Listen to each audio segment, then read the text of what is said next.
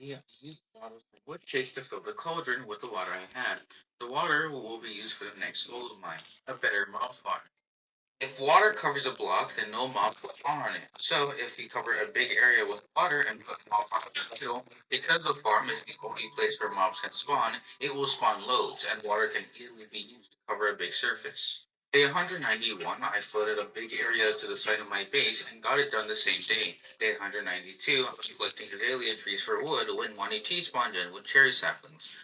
I was originally going to use those azalea trees to make wood to build a mob farm, but using cherry would be much easier. Days 193 and 194 were just chopping trees. Day 195, I was going to continue chopping trees when I saw the trees I planted were spawning lots of mobs. Trying to kill all of them would be difficult, so I resorted to making openings in the leaves so it wouldn't be dark enough to spawn mobs.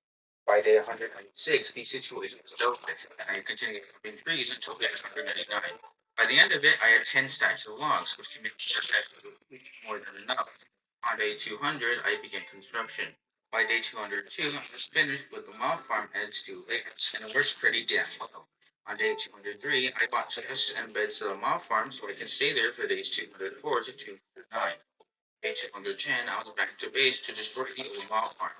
Before I could do that, I needed for one more thing, copper. If a zombie stays in water for around 30 or 40 seconds, they will turn into a drown. I just saw When they fish drown, swim. there's a 11% chance of dropping copper. I put water in the drop chute, waited for them to convert, and killed them. I only wanted 3 copper, so it took until day 211 to get all of them. Day 212, I tore down the mob farm. Even though I had 3 shovels from the other mob farm, it still took me 3 days and my life to take it all down. Day 215, I left space for a smaller hole in the middle where a pig pen will be. Why do I need pigs? Well, along with the copper, they're part of the long process of getting villagers.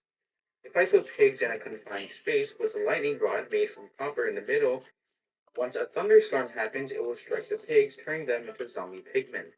Pigmen drop so saplings, get apples from the tree, craft them with the gold into gold apples, and use those spears on the villagers to get regular villagers. Easier said than done.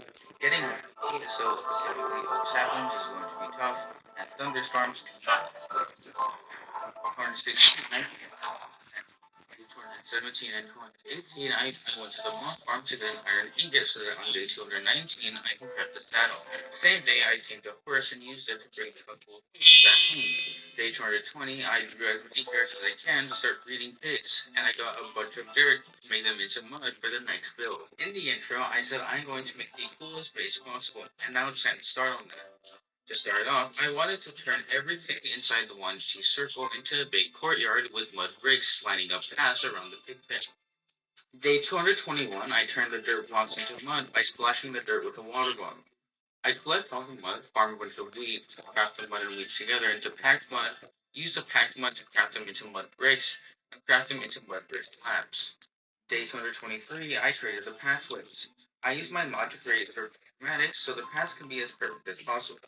Day 224, I used tons of wooden shovels to make the grass into actual path blocks. Day 225, I selected moss carpets because I thought the basement would look better with moss carpets lining the mud brick slabs. Day 226 was the same thing until one T came by selling the chemical seeds, so I did business with him. I did trade my water bucket though. Day 227 was breeding pigs and getting all the moss carpets. Day 228 was just running around until a thunderstorm, which would have been great, but I had nowhere near enough pigs to get enough wool, so this one had to be skipped. Day 229, I began on the next build. Although I don't have villagers now, I can prepare where to put them once I have them. Obviously, like with any world with villagers, I need a place to put them in tiny spaces for the rest of their lives. So our next build is the villager trading. Villagers in Minecraft can have many different valuable traits depending on its profession block. Of the 13 blocks I give a villager a profession, I can only get 7 of them. You haven't realized there's no lava in this world and no way to get it, so stone is an unobtainable item. The villager trading hall is a big weird octagon split in two. Each of the 6 sides has 17 spaces for one villager profession. If you're wondering where the seventh one will be, it will have its own special place in the future. And you're probably wondering how I'm going to take this structure in a creative world and build it in survival. Well, the answer is another mod called Limatica. What Limatica does is give you a holographic blueprint of what you want to build. Although this mod will make things easier, I still have some resources to build this.